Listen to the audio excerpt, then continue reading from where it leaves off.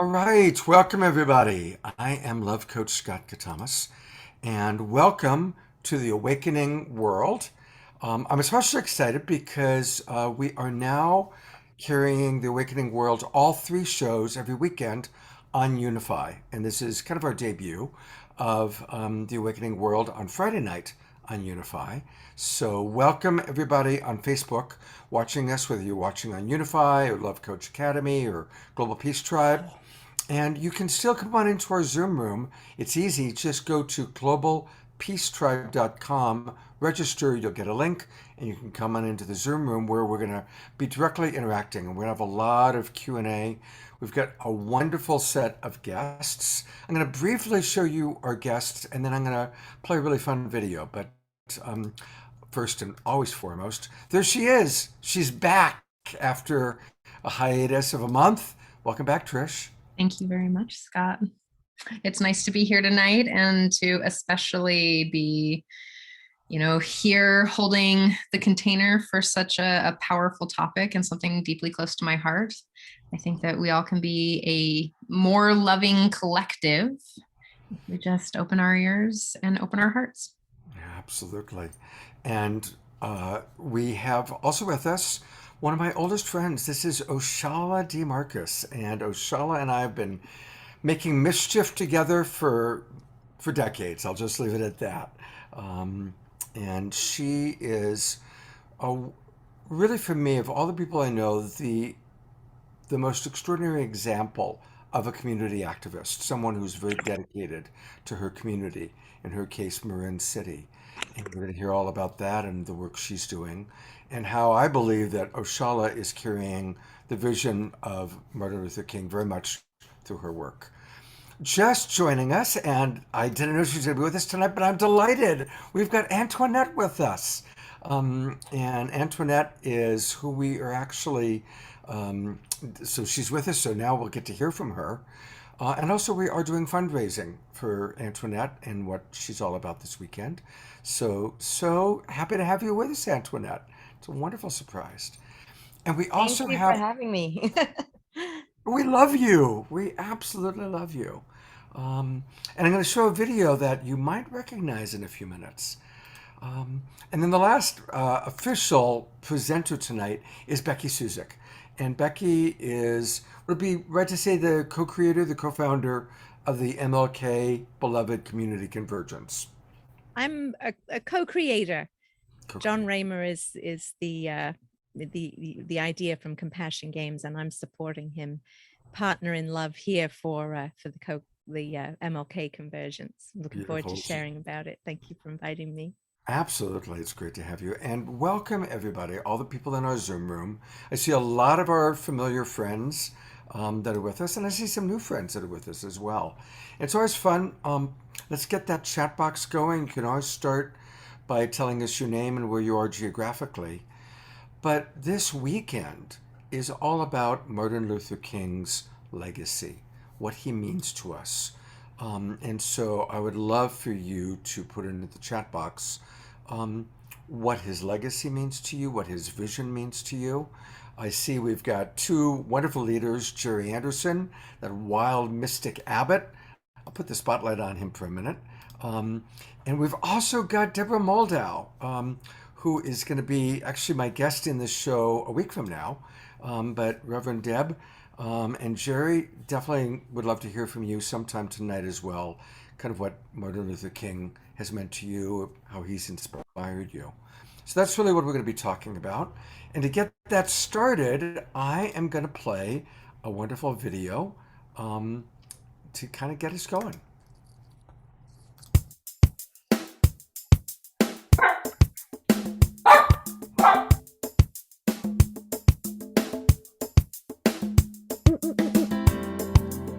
Yeah. This one is dedicated to the King, Martin Luther King, our civil rights champion. Understand me, no man. And this one is dedicated to all the people all over the world, to every man and woman, every boy and girl, to everyone who believes that equal rights and justice should apply to all, regardless of our color, class, or creed. This one's for Martin Luther King, our frontline soldier, Martin Luther King, our peaceful warrior, Martin Luther King, our civil rights leader, Martin Luther King. This one's for him. Well, just like MLK, I have a dream today.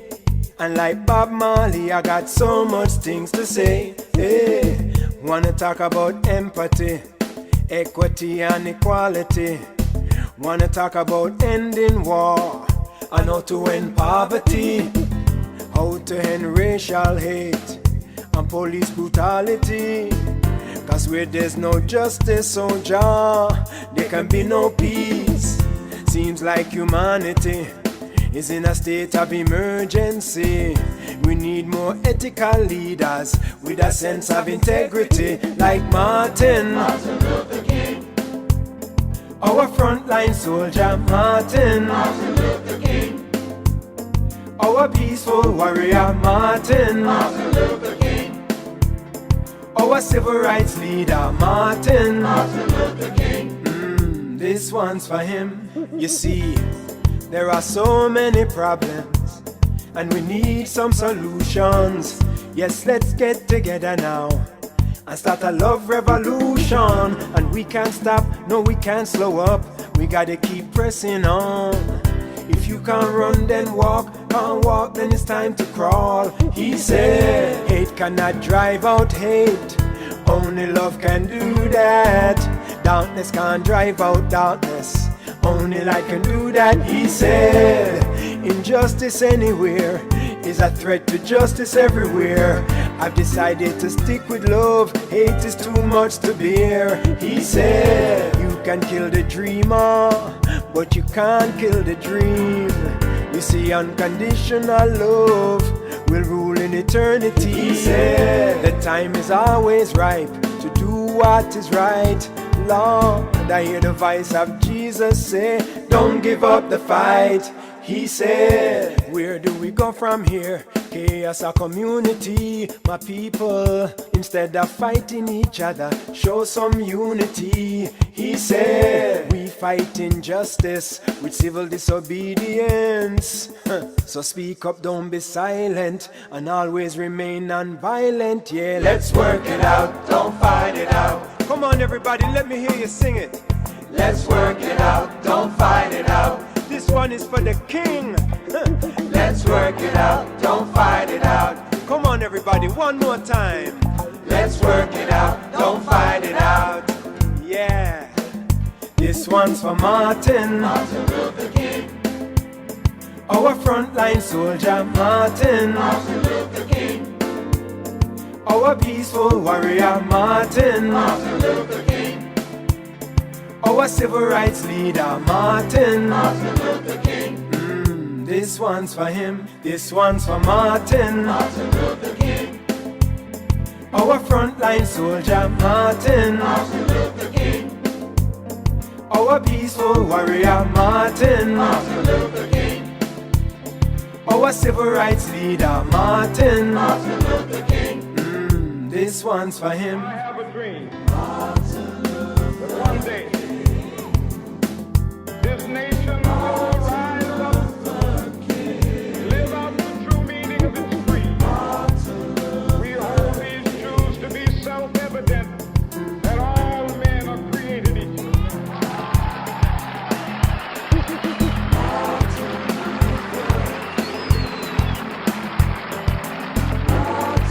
have a dream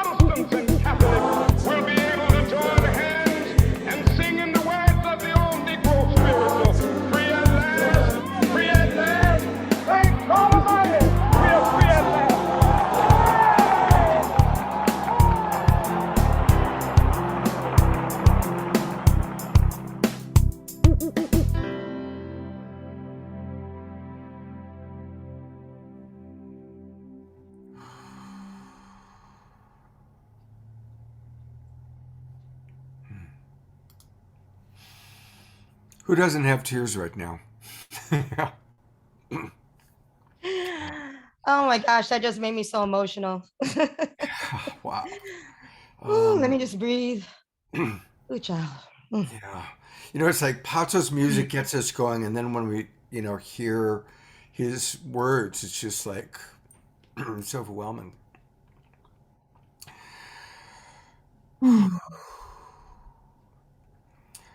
Well, That's beautiful. Thank you so much for sharing that, Scott. oh my God, Antoinette, and thank you. There you were in the video. Maybe since I think you know Pato pretty well. Any sharing about that No, particular was that you piece? playing the piano? Yes, that was. Oh, get out of I wrote the Dodge. Oh music. my God. It I was was like, weird. your face looks familiar. It's like, okay, what? Okay, go girl. I got a little bit of transitions going on right now. It's a few of them and stuff like that. But that's one of my modes. But yeah, when we were doing this project and the music, the music, he said he wanted. I told him one night. I said I love this gospel music. He wanted a gospel song, and I was like, I don't write gospel music. I've always wanted to, but I have such a love and a fascination. I said, let's go watch some. I said, these are some of my favorite artists, So one night we sat down on YouTube and I showed him all my favorite. It was just like hours and hours and hours of gospel. And I was like, oh, I just got to learn those gospel chords, 9th, 11th, 13th, 14th, this, that. Why don't we try all these different movements and everything? So I kind of do like the musical aspect of the writing of the music when we do our music. And then he does the lyrical content and how he puts the music together as far as verse, choruses, content, visual imagery, and things like that. So that's what he's doing now, or else he would actually be here. He's sitting there like trying to create more and more videos. I like that you did the black and white theme because it engaged you in that time, right? Taking you there. Yeah, and it's really era. crazy. And I loved how he did that too. He doesn't tell me his creative process. It's like, leave him alone. He goes in there and he does his work, and then he comes out, here's the finished product. I'm not allowed to like sneak peek or anything. And that picture of Martin Luther King is actually my grandparents' picture of Martin Luther King, and they're from Birmingham, Alabama. All of my family are from Birmingham. They were there from the struggle from before, and then even after, and even stayed and stuff. So it was really special to bring it all together. Powerful.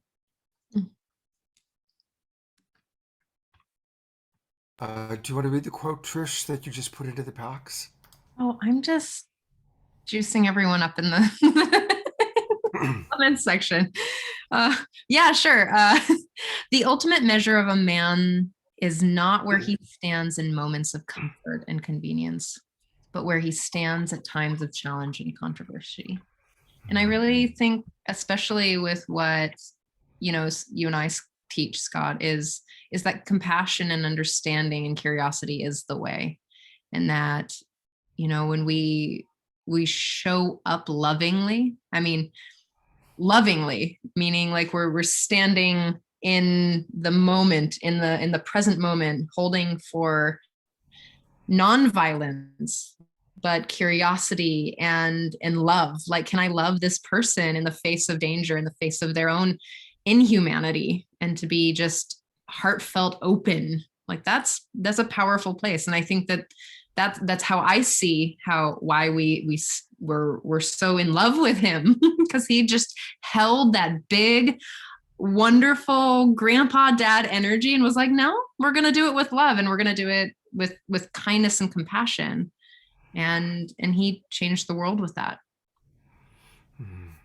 Yeah, beautiful. We have like such an abundance of riches with amazing people here. I'm going to go to Oshalla next, and then Antoinette. Connie, I definitely am going to put you on later today to share about what you're going to be teaching. And of course, Becky is going to share with us all sorts of all the amazing, wonderful events going on for MLK weekend in a few minutes. But I want to put the spotlight on my friend Oshalla. As I said at the beginning, I've known Oshalla for decades. She's always been dedicated to making the world a better place. and is tireless really in her efforts. And she's this incredibly multi-talented woman. She's a dancer, a producer, a writer, a spoken word artist, a wellness professional.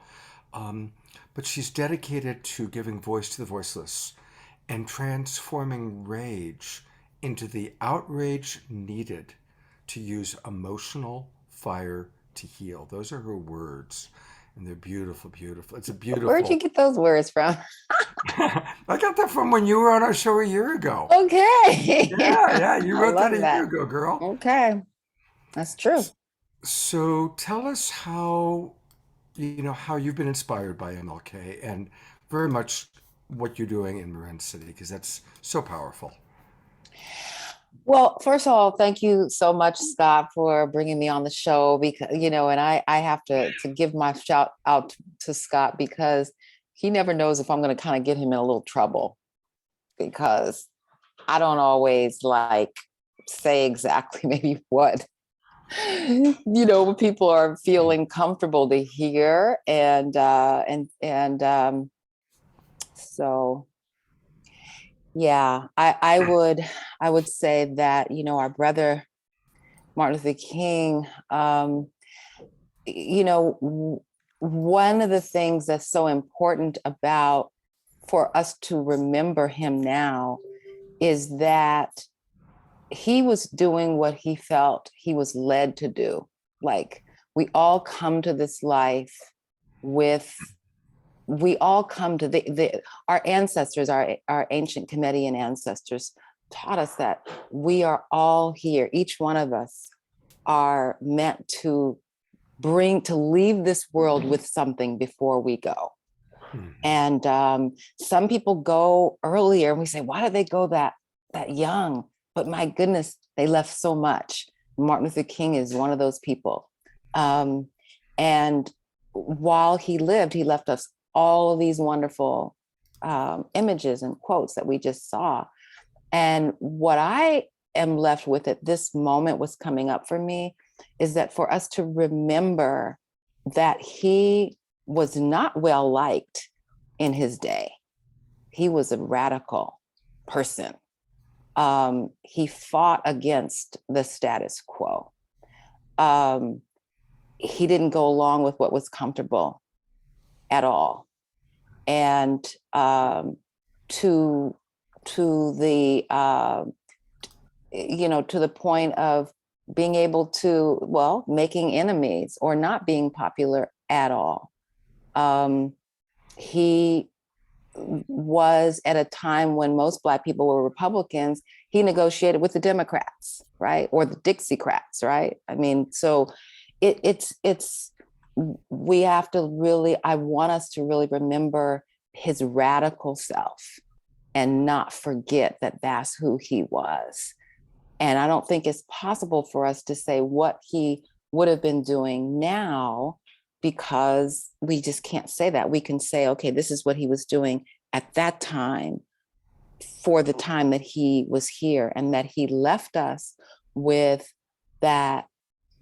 He started to look at the international perspective and tying it all together, and tying in how poverty in the Vietnam War was so linked to what the United States was doing across the globe.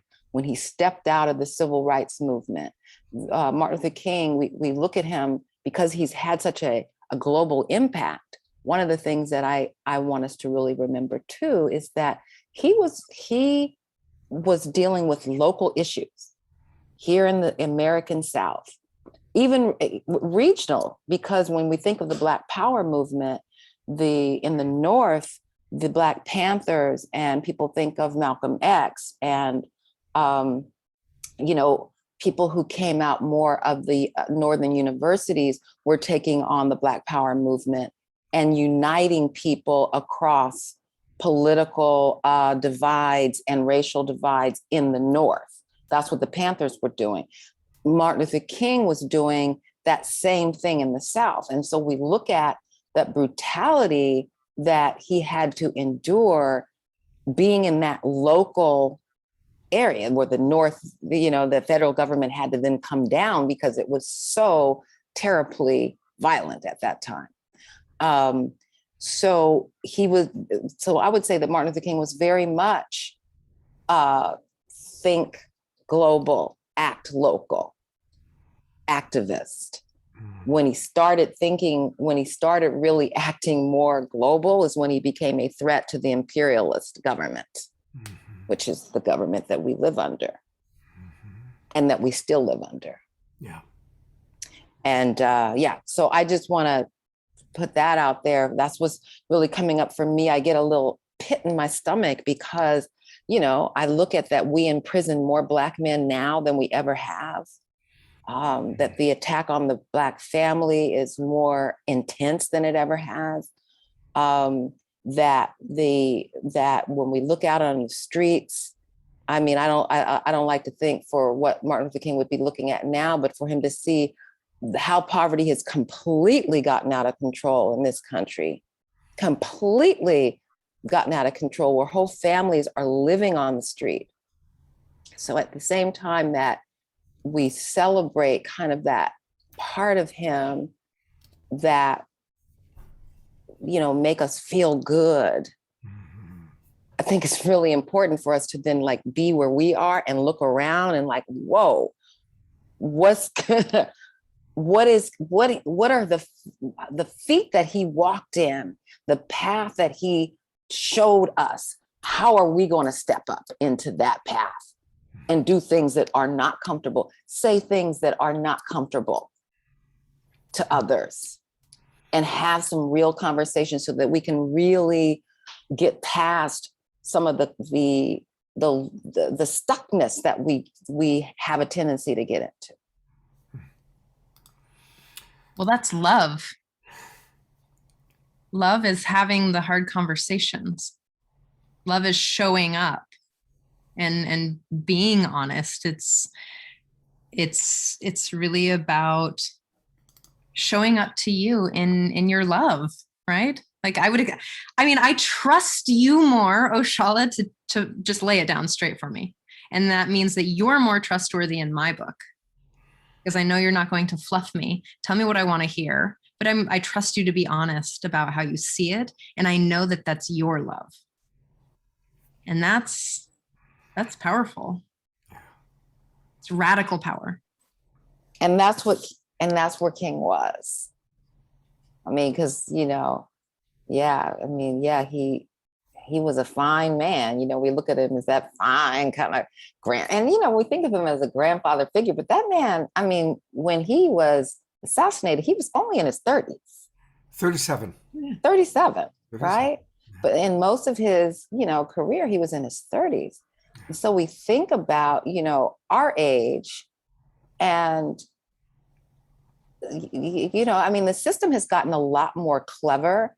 They've learned a lot from this system. And when I talk about this system, I'm really talking about the system of oligarchs, because I think that whenever you find yourself being on one side or another, and it's like this person and that person, I like to think of looking up. Look up. Don't look over at the other side. Look up. Who's controlling this situation? Who's making us fight? And why are we supposed to be so distracted by what's really going on? So at the gallery, we teach a workshop called "Who Are They?" Who are they? Right. Because you always hear, and they said. It's like, who are they? Right? And who they are, I'm not going into that, but they are there. Yeah. And it's scary. It's very scary. But the only way for us to get out of being controlled by they is for us to have these real radical conversations and not get stuck and not allow for ourselves to be discriminated against for other reasons that are more clever, because the system has gotten clever. It's like, woo, woo, woo, woo, woo. Let me just fool y'all to be, we're going to do exactly what we used to do, but we're going to call it something different. Yeah. We're going to call it something different, but we know, especially those of us that have been feeling it all the time, we know what it is. hasn't changed. I'm going to read a couple comments from our people, and then I want to bring on Antoinette to dialogue a little bit with you, actually, Oshalla, and then we'll I get would to love Becky. to. That is my Oh. girl right now. Yeah, no, I mean, being able Where's your to hand? introduce Where's your hand? Where's your Antoinette hand? Where's your Hall, hand? yeah, no, I'll put you Somebody in a else is gonna spotlight you speak both, some more basically. truth. It's like I'm waiting for that. I So, told Scott, I'm sorry if I get you in trouble, Scott. Like no, I that's said. okay. Just you know, I know that you have memorized the Facebook community standards. So no, just joking. I was going to say I haven't. She knows. Nobody has, because they don't tell you what they are. There's a They keep different changing. standard. There's a different standard for us, for me and her, than for you. You Yeah, know? I bet. So yeah, we know which ones, we know which waves to ride. So. And they keep changing. Yeah. All right, so a few comments from people, and then I've got a question for the two of you together.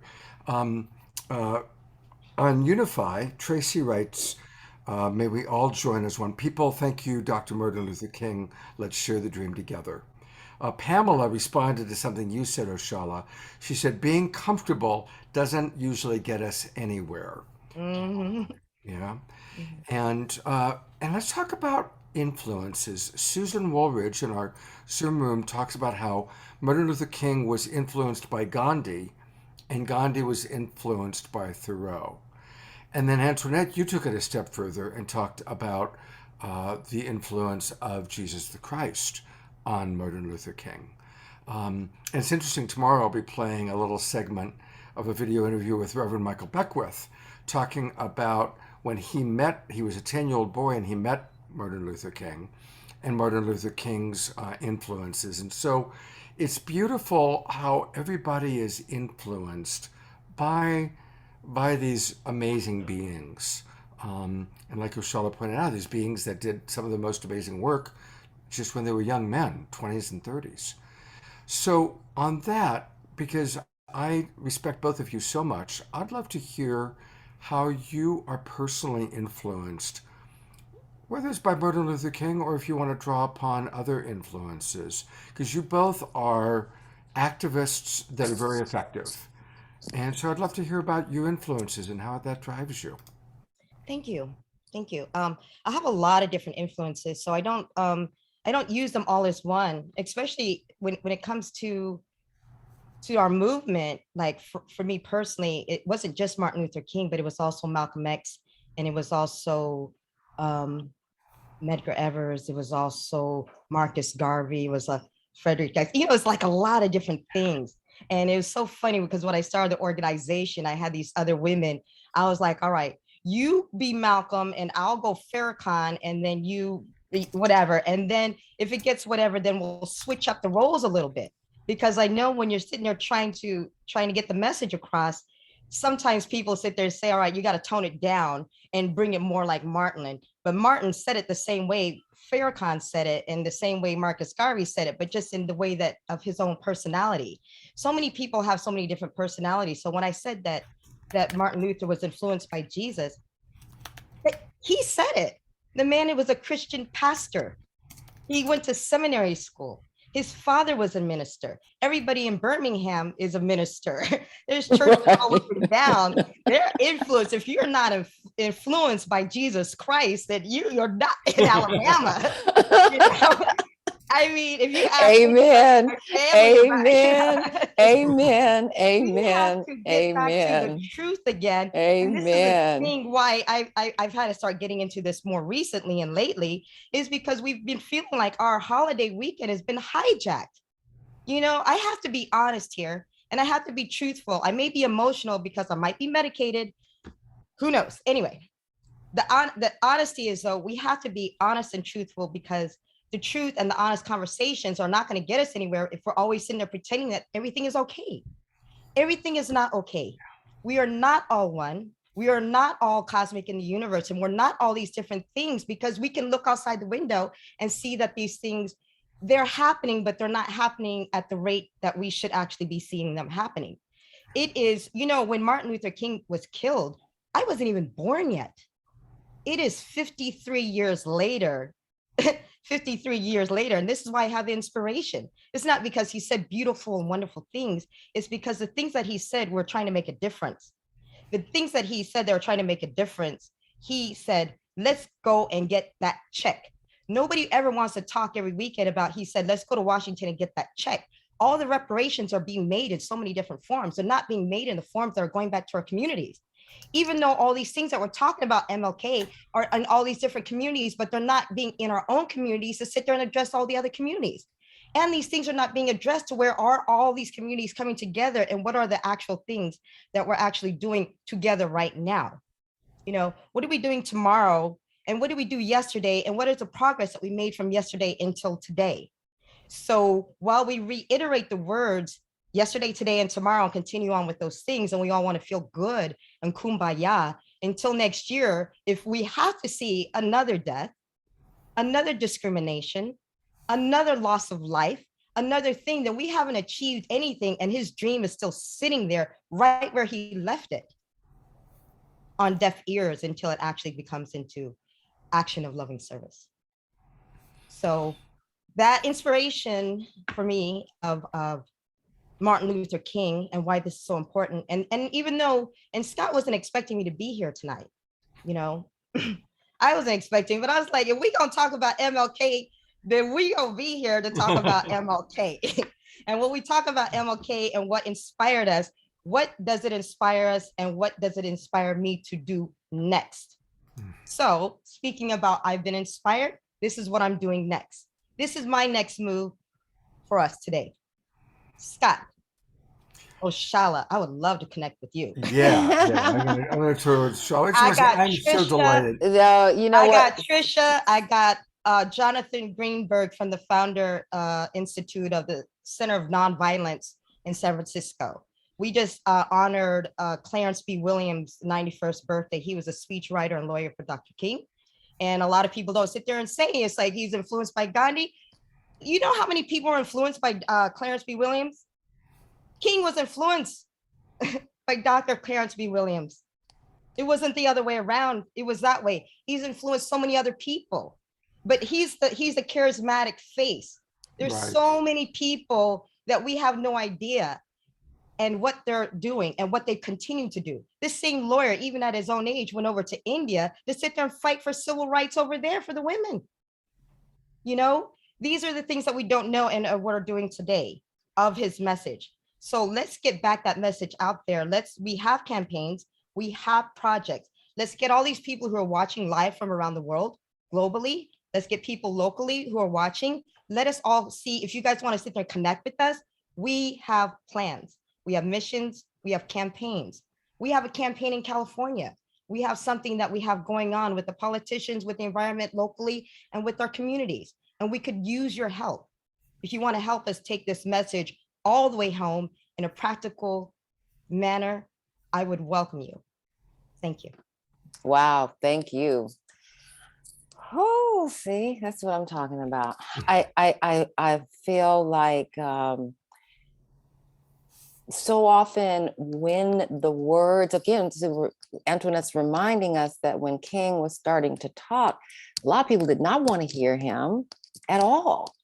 And oftentimes when we are speaking words that, as Scott quoted something that I had said, transforming the rage to outrage into expression and creativity, our words, and especially if, you know, from the perspective of African people, we tend to be, kind of emotional, and that's okay. That is part of our culture. That's what gives us that fire in the music and our great orators and all those things. So rather than being apologetic for that passion, it's unnatural for us to stuff that in and to be all polite with it.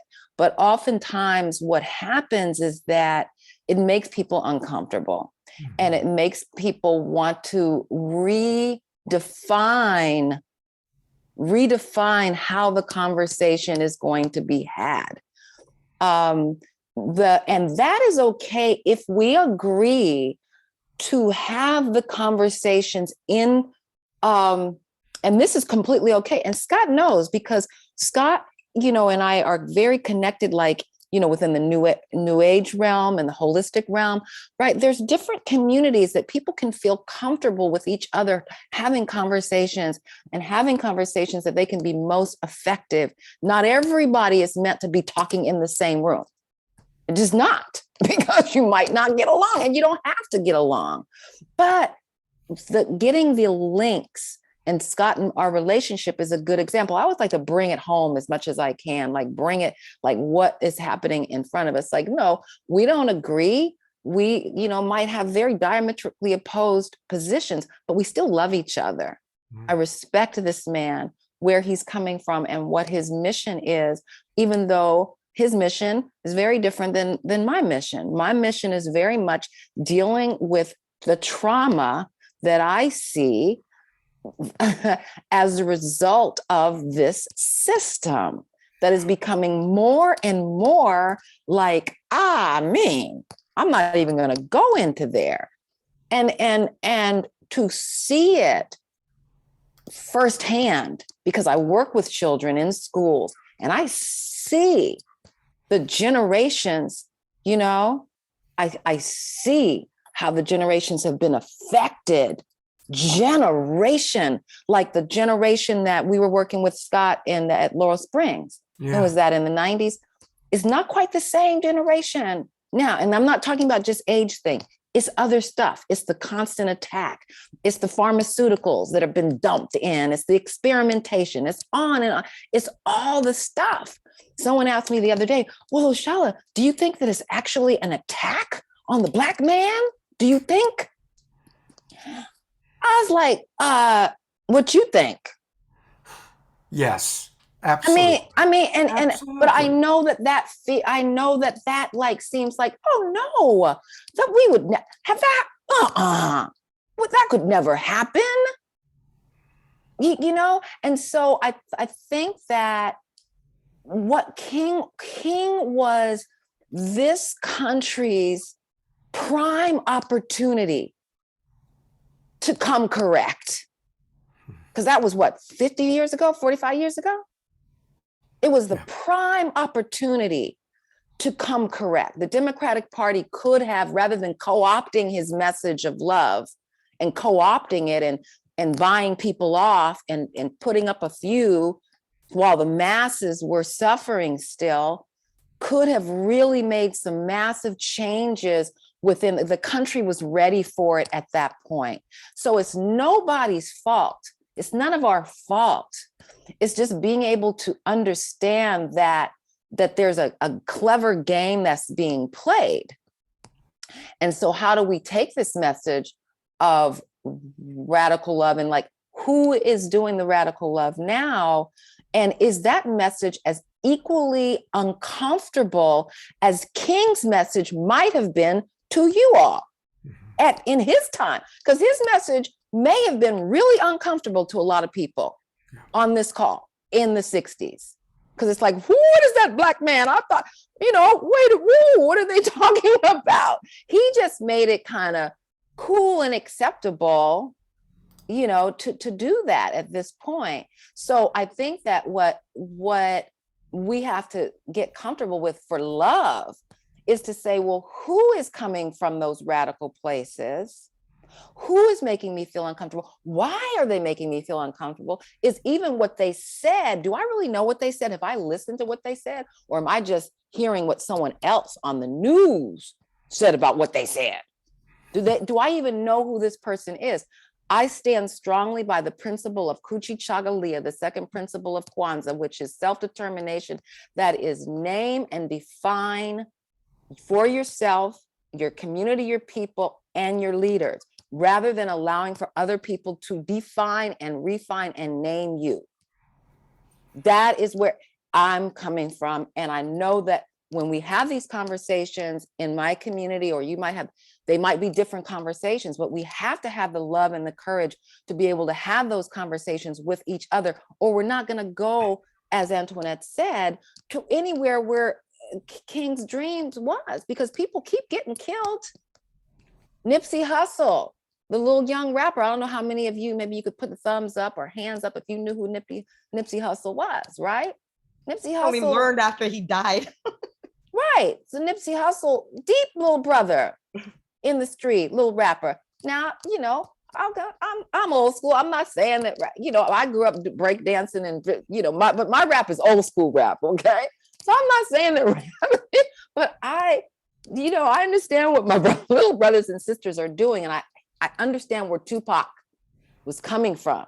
Mm-hmm. Tupac was coming from a place of, look, you assassinated king. You assassinated someone who wouldn't even hurt a fly, right? This is what the system did. You assassinated someone who wouldn't even hurt a fly. So, and you assassinated my parents, you assassinated my aunties and my uncles. You came and shot them in the night while they were sleeping. This is where these kids grew, and then you flooded our neighborhoods with crack cocaine. And then made it a crime, you know, to do all kinds of things that are now not a crime. So, you know, so yeah, I mean, this day brings up a lot of pain for me. Mm-hmm. And yes, I love our brother, and I also want us to bring him up into this context of now and associate him with now. Thank you. Thank you. I want to, so let's just take a breath, because that was a lot. Oh. That was awesome. And it's a lot. And you're right. It is frigging uncomfortable for us to, so as a privileged white man who's been doing multicultural stuff most of my life, as you know, believe me, I still have to digest how unfair it is and how crazy so many things still are. And I'm actually going to turn it over to Trish in a moment, because originally we were going to have Bridge Feltus with us, and Bridge came down with COVID today. But Bridge does a wonderful thing when she's on our show. She asks Trish, after Trish has taken her course, Trish, are you racist? And so I'm imagining the spirit of Bridge is here. And in that wonderful way, she's asking you the question, Trish, are you a racist? I am inherently racist. I grew up in a racist society that oppresses any person who's not the white male. I woke up in a vag-having, estrogen-running body in this lifetime. And I grew up to some very poor people. And yet I still have beliefs about women that are abusive, because I was taught in a society that teaches us how to do that, to dehumanize ourselves. I'm actually taking Bridget's course again for the second time. Because the first time was I felt like I had done some anti-racism work before, but the way her course is set up is very specifically to touch you in your heart and to humanize the way that we are in the world, who we are. And I'm taking it again because I want to sit from this perspective now, from a slightly more or less filtered perspective and a slightly more loving perspective. And loving meaning like I'm willing to stand up to the people in my life and be like, hey, have you considered that you're running a system that's been running for this long, like long. And are you willing to just look for a moment at what you're participating in, even though as a liberal, white, Bay Area person with lots of money and made it themselves, like, are you willing to look at the places where you're still perpetuating harm? Mm-hmm. Not only in Black communities, but in communities all over the world. Women, like, how do you treat women? And, after Bridget's course, I stopped my courses. I stopped teaching so that I could really restructure and learn from more Black teachers, more teachers of color of all over, because what I'm realizing is the psychology-based information is all from a white male perspective, and it's called medical racism, where it started as a way of getting the demons out of people. So I was like, oh my God, slow down. So what it gave me is an opportunity to be more loving, to stop and be like, whoa, I want to show up in a way that's heartfelt and heart-centered and collaborative and protective. I want a triple win. I want what's good for me and what's good for you and what's good for everyone, because unless we're starting to think about that, nothing's changing. MLK spoke about this, 60 years ago?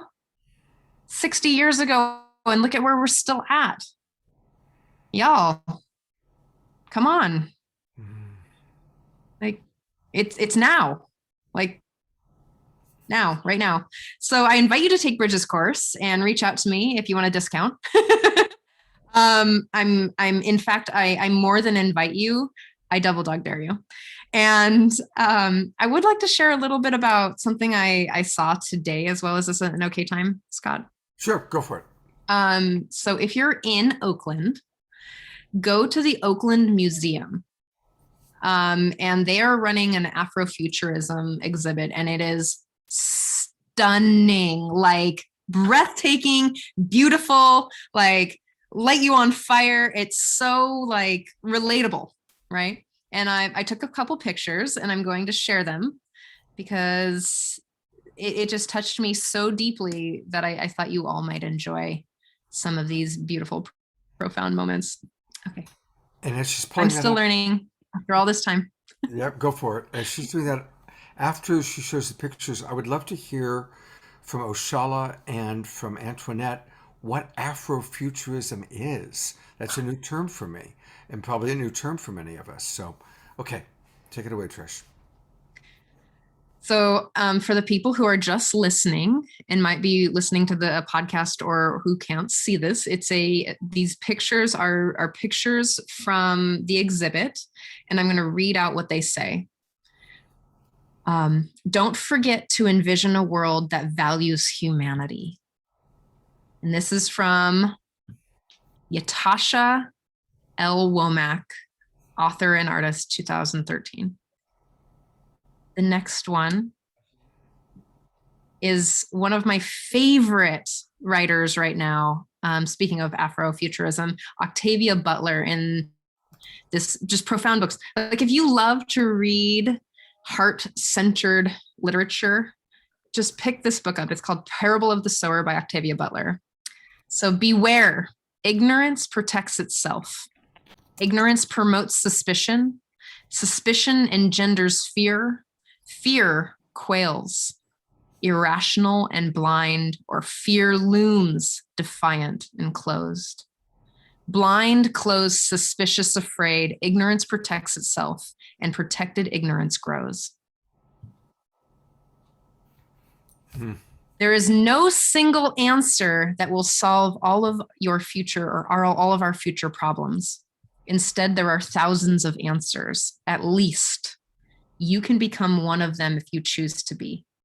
I'm going to say that again. You can be one of them if you choose to be, and have those hard conversations. And that is Octavia Butler. There's a couple more, which I thought were really, really profound. If mankind is to have not only a future, but a destiny, it must be consciously and deliberately designed. June Jordan, a poet and activist in 1965. We get to collaborate on our future.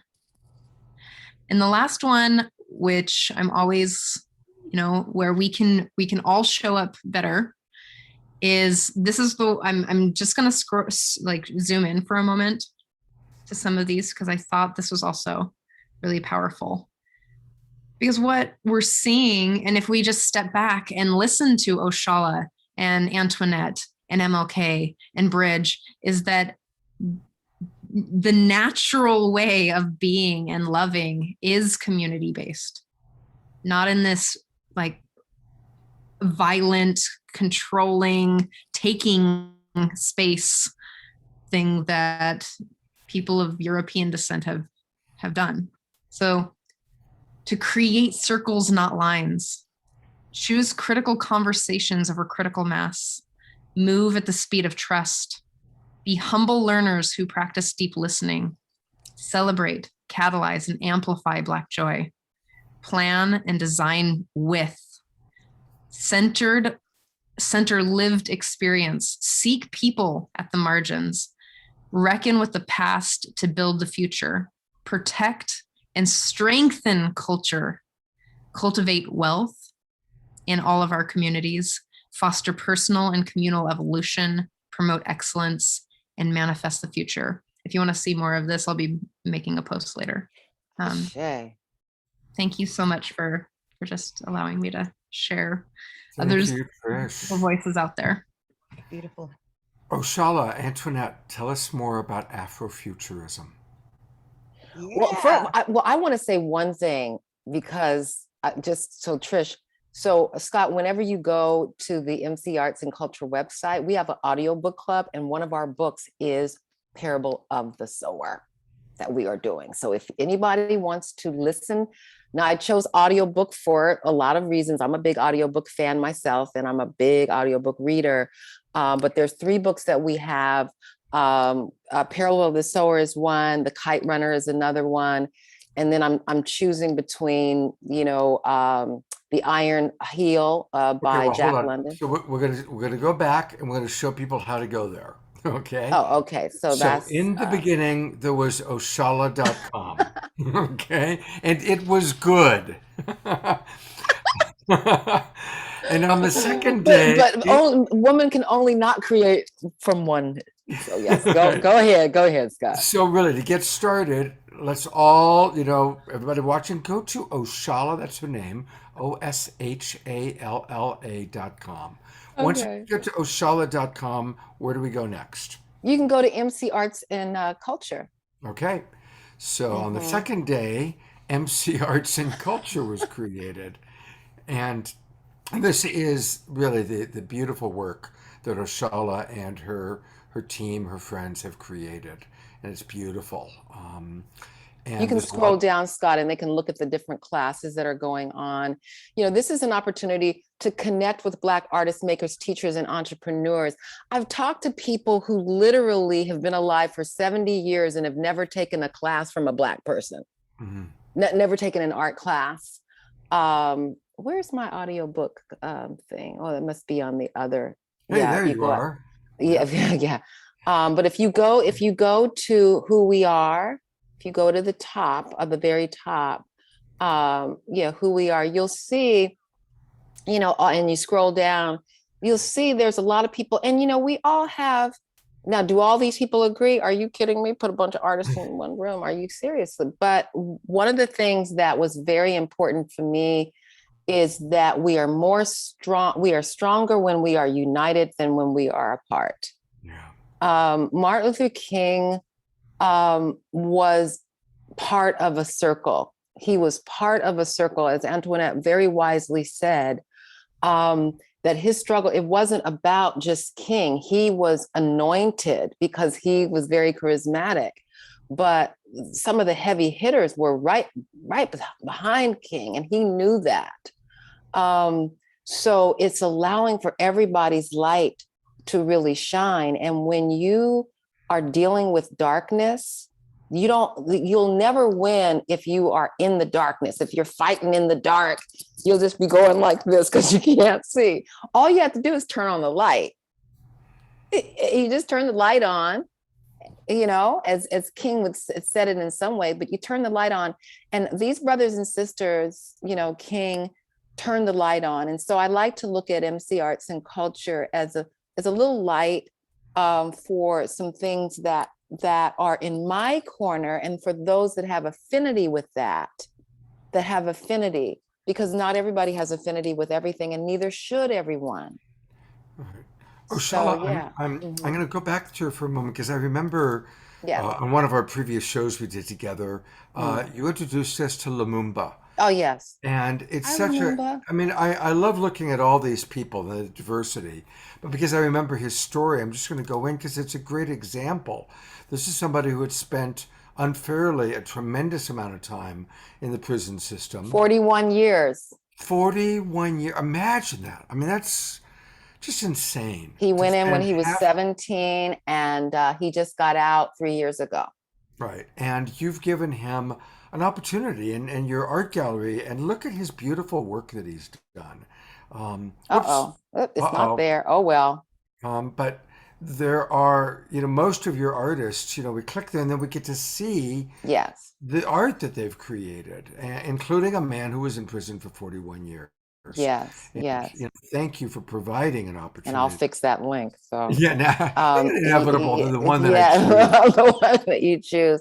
So Always. I just want, first of all, everybody that's on this call, I want to just thank you all for just coming in, supporting the work that Trish and Scott are doing. You're continuing to do the work within your community, and also to be open to expanding and having broader conversations. And so I appreciate all of you that are on this call and hearing what it is that we are talking about tonight. Mm-hmm. Thank you. In a minute, I'm going to go to Antoinette and then to Becky. But, I want to talk about discomfort. And thank you, Oshalla, and thank you, Antoinette, for talking about discomfort. When we changed the name to the Awakening World, and I want to thank Trish because she really helped make that happen. Waking up is not comfortable. Huh? Tell them why. Because we used to call this straight talk, and there's nothing straight about Trish. So that's how it evolved. But it's perfect that we did come up with the Awakening World. And waking up is not comfortable. It's actually very uncomfortable when we wake up and we realize, oh my God, look at what we've been doing to the planet. Look at what we've been doing to our Black brothers and sisters for hundreds of years and still doing it. Look at what we're doing in so many areas where there is not racial or social justice. And so this Awakening World series is taking what started with Saturday Night Live and then Straight Talk and my Sacred Sunday show. And now that's why every weekend we're choosing a topic and we're going deeper into the topic. And I definitely always want to, when people say, well, what is the Awakening World? The two words are information and inspiration. And really, Antoinette, Oshalla, Becky, Trish, what I love about all of you is that you want to inform people, but God bless you, you've learned how to do it in an inspiring way, right? And that is the trick, and thank you to all the people that come every week. I love what Mark Danisovsky wrote last week. He said, on Friday night, I come and I get my mission for the next week. And I thought that was pretty cool. So, Antoinette, what's alive for you to share next? All right. Well, I just wanted to comment first on you wanted to ask about Afrofuturism. Yeah. And then Trish, I'm so glad that you're taking that course. And Oshalla, thank you so much for reminding folks that we are not a monolith. Hold on a second. Who is that good-looking guy? Hold on a second. Hey, hi. Hey, it's a Pato sighting. The spirit of Pato is coming in. Hey, buddy. His head just something like this hovered. I know, it just hovered in there and everything. So I wanted to be clear because for anybody who's watching or tuning in or who's in the room, and it's very clear because one of the comments that was also asking about the creator and violence and things like that. So I think the other part about the MLK was the nonviolence part, at least for us. But like I said, we're not forgetting the others because people forget we're not a monolith. So if we're switching up in roles, does it mean that I'm always going to be MLK? Because some days I'm going to be Farrakhan and some days I'm going to be Malcolm X, depending on my mood or whatever we're dealing with. But the point is that man used to keep a gun in his home. I don't do guns, you know, that's not my kind of thing. But so we don't know exactly where they are as far as like defending yourself and also being nonviolent. Everything is a shade of gray.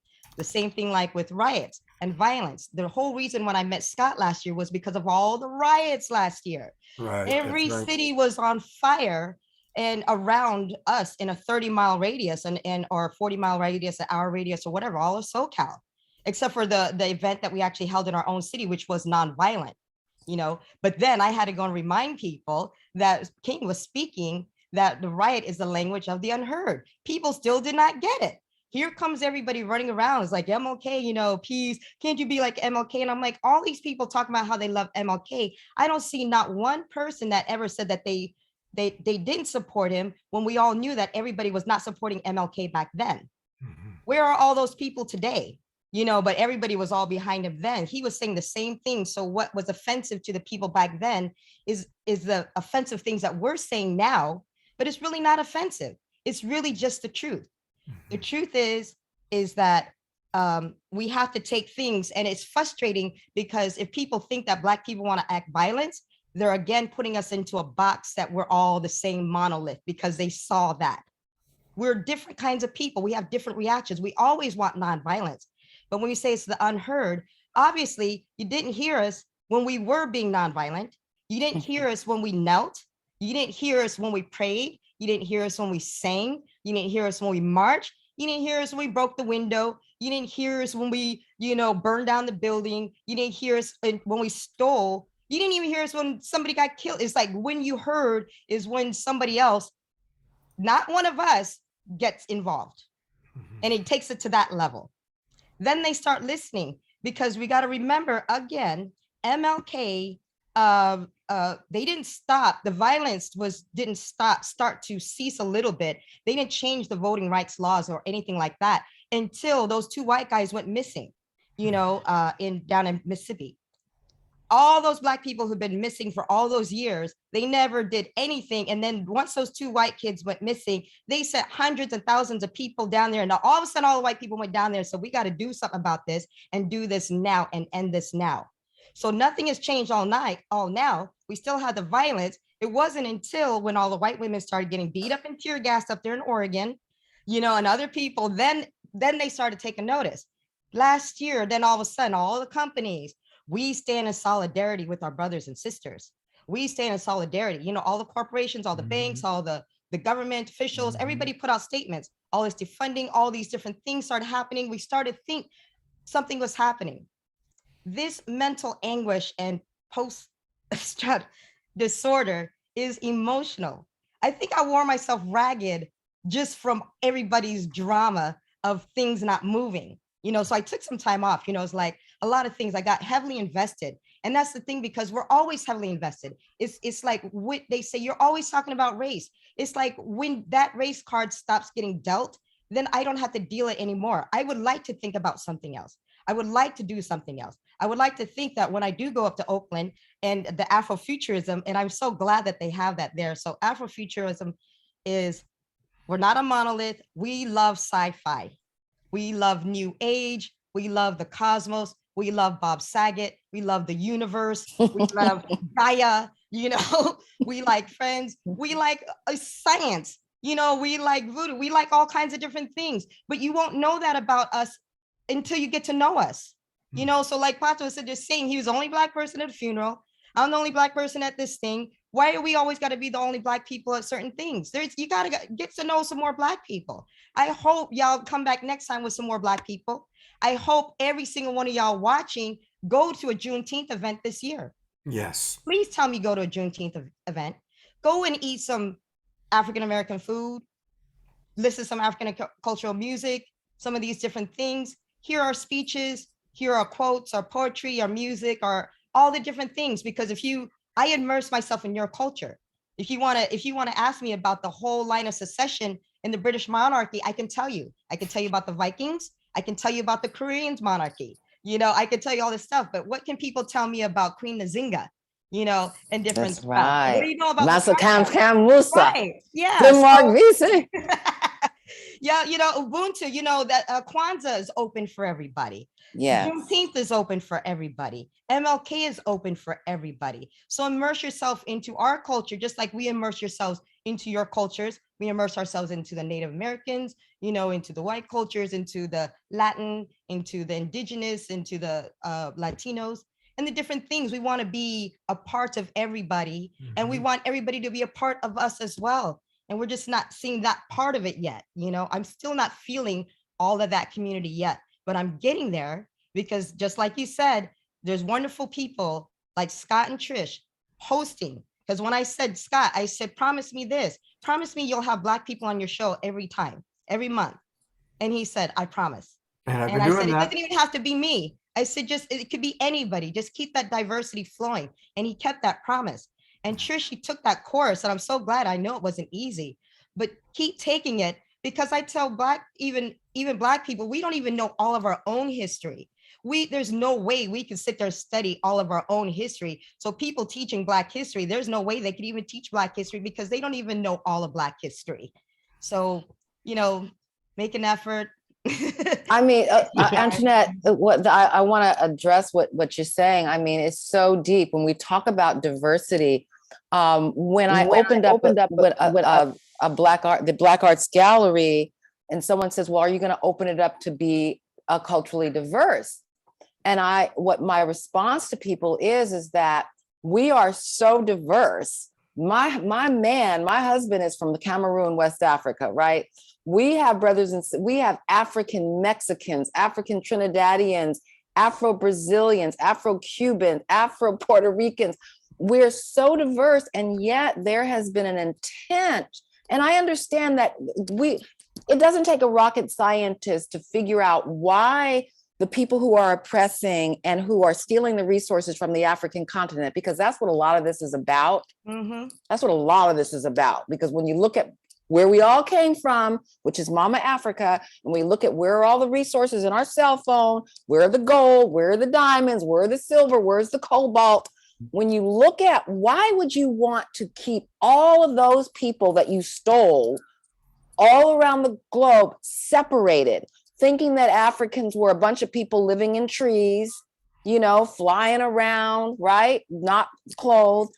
Why would you want to keep the Trinidadians apart from the Americans and the Cubans and all that? It's been very successful, but it's changing. And that diversity is what we are celebrating. The world is changing as well. And Trish, what you're dealing with women, and I just want to bring in the indigenous, the land, the Ohlone land, which I stand on right now, the Ohlone and the Miwok Indians, for those who are in Marin, and the trauma, talk about trauma of just losing just all of your people. But at least you got your land that you're on, that is it being recognized, right? And so we understand, as people who came from Africa, as indigenous people of Africa, we understand that the plan was to do the same thing to the African continent as was done here. When people say, well, how could that be? Well, look at Canada, look at the United States, look at the islands, how was that done? That was pretty huge. You could say, wow, how did this little continent, how was that able to happen? The only thing we can say is that it was prophecy. We can look at it from really a metaphysical, most high, it was prophecy meant to happen. It was meant to happen so that we are all here now. As it was in the beginning, so shall it be in the end. And no one here is wrong. And so how we express ourselves is just, how are we showing up in it right now? And how are we going to how am I going to look at Trish? How am I going to look at Scott with love and not lies? We're not trying to make him feel better, or not, you're not trying to make me feel, whatever. How can we say those truths that I just said, and to say, oh, Charlie, that's not true. You can say that to me and we can have a debate. I don't mind debating. Anyway, I've said enough. I love what you're saying. I think I just need Oshalla's artwork. I'm sorry. I just need Oshalla's artwork. All that art is amazing. It's just beautiful. We got to showcase that. That's amazing. We will. We'll go back to that for a moment. But Trish, she started to say. Well, I'm loving what you're saying, and it's not about, like, can we hold? There's 7.8 billion realities on this planet. Can we hold all of those billion realities in loving compassion? Yes, I think it's possible, and it's about doing the inner work on ourselves. I just want to like blatantly say that white supremacy also hurts white people. Tell me, for all of you people watching, okay, white people, where do you come from? What are your ancestral, what are your rituals? That's a What was beautiful passed down? question. What were your traditions? Right. Now that's one of the Bridges things, is she's like, I, go out and look, and I stopped and I went home to be with my grandmother. She's like 89. She's old. Grandma. And she's like, she started telling me stories about our ancestry, about my grandfather getting on a boat from Ireland when he was 6 in 1906. And then we started going back and back and back. And I was like, wow, it just blew me away that I had been washed away in this quote unquote whiteness. And I lost so many pieces of my family. Mm-hmm. And so it's so important that we do this work, that we show up, and that we feel the anger and the feelings and the rage and the upset and the love and the joy, because that's the system is created. The quote unquote system of oppression and colonization is to dehumanize us and to disembody us, make us hate our bodies and our truth and our love. And so when we show up in love and really connect to each other, and I'm talking about the love that Oshalla and Antoinette are talking about, not this like, oh my God, it's so cute and good and yummy kind of love. Like, it's not that. That's not love. It's called spiritual bypassing. But there is a way to do it. And it really is taking a step back and taking courses and promoting Antoinette's work. And it's about, bringing up the voices who haven't been heard, including Sharif's. Just saying. We will get to Sharif. There's so much to do. And I want to hear from Pato in a moment, if that's okay. But I want to acknowledge we've got a dynamic conversation going on in our Unify thread. And I do want to read a couple comments from people, and then I want to talk about our fundraising for this weekend, and then I want to turn it over to Pato for a moment. Doug from Unify, these are a few comments from Unify. Doug writes, every act of kindness is a vote. Thank you for this awareness. People wanting to know how they can help, and I'm going to tell you in a moment how you can help through our fundraiser. And there's actually a beautiful prayer. Sam Nyagawanda, I hope I pronounced that correctly, wrote, Lord, my Father, hear my prayer for you. Hear my prayer for those who are doing your work in your name. Give them strength and courage. Give them love and guidance. For I know they pray also for me, Lord, and I wish to do the same for them. Give them grace in Jesus' name. Thank you for bringing prayer into this. Thank you. Pegasus in our Zoom room now, lots going on in our Zoom room, wrote, Antoinette, you're right about the murders and attention paid to communities or not. It's the same thing with women. The media pays attention when a white woman disappears, but all the murdered and missing Indigenous women are still invisible to the mainstream, which is that's a whole other thing. It's absolutely true. It is absolutely true, and everybody's been talking about it, and they don't talk about it enough. And then the thing is, but this is also very tricky too, because when it comes to marginalized communities, people pit marginalized communities against each other. And I've noticed this. I've seen the division between the Black and Indigenous communities, or the Black and Latinos, Hispanic communities, and different communities. And it's like, wait a second, we're all being crapped on right now. Seriously, we all need to come and band together on this. And this was, so we got a lot of work to do. And there's some folks, and within our own community and within our own communities, we do recognize that. We do recognize there's divisions that being stoked amongst each other, the other marginalized groups. So, and Trish is right. It does affect everybody, because the woman who doesn't like being called white, nobody's meaning anything offensive by calling a person white, but because it's been taken as such a negative thing, that then every person feels like if a white supremacist does something that's negative, then they feel like all white people are mean and nasty. And we all know that's not true. But then we have to keep going over and over and saying, we don't mean all white people. Every time someone's mad at something a white person does, we always have to go back with a disclaimer, not all white people, because if you know it's not you, we know it's not you. We all know it's not you. So don't take anything. If you haven't done anything wrong, you haven't done anything wrong. But also, if you haven't done anything, you also haven't done anything. Because Martin Luther King, you can't be sitting on the side of the fence. You need to pick a side and choose a side and do something. So, and and we agree. Yes, the concept of race was an invention that really just came about maybe 600 years ago with the conquests. So yeah, I agree with you, Nancy, and that no, we are all part of the human race. We all were migrated out of the continent of Africa there's more albinos on the continent of Africa than there are anywhere else in the world. How did we make our migrations into Europe, into Asia, into China? We all did that migration. However, we cannot deny that African peoples and indigenous peoples that were living in certain land masses were enslaved, had land taken away very systematically. And that's not to say that people who were European did not have the same thing happen to them as well. Women were the first colonized. White women were the first, or European women were the first colonized human beings. So we're not saying that this is not a human, this is not something that is across the board, but it was definitely coming along with the patriarchy, the Christianity, patriarchy, that came along with that. I'm not going to go there. So can we all be solutionaries right now? One of our artists coined the term solutionary. How can I be a solutionary? Right. And if you wanting to say that, I'm not white or I'm brown, and then, let yourself go toe to toe with other Black and brown people who are considering you white, and then take a stand for that. Let that be a conversation that you have, be able to own that conversation, because we'll have a conversation with you. I'm reminded of when George Floyd was murdered and Black Lives Matter became a slogan.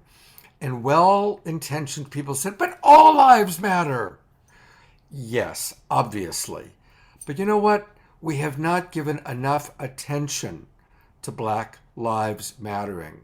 So let's spend a big chunk of our energy on Black lives matter, because for way too long they haven't in our culture and in the way they were treated.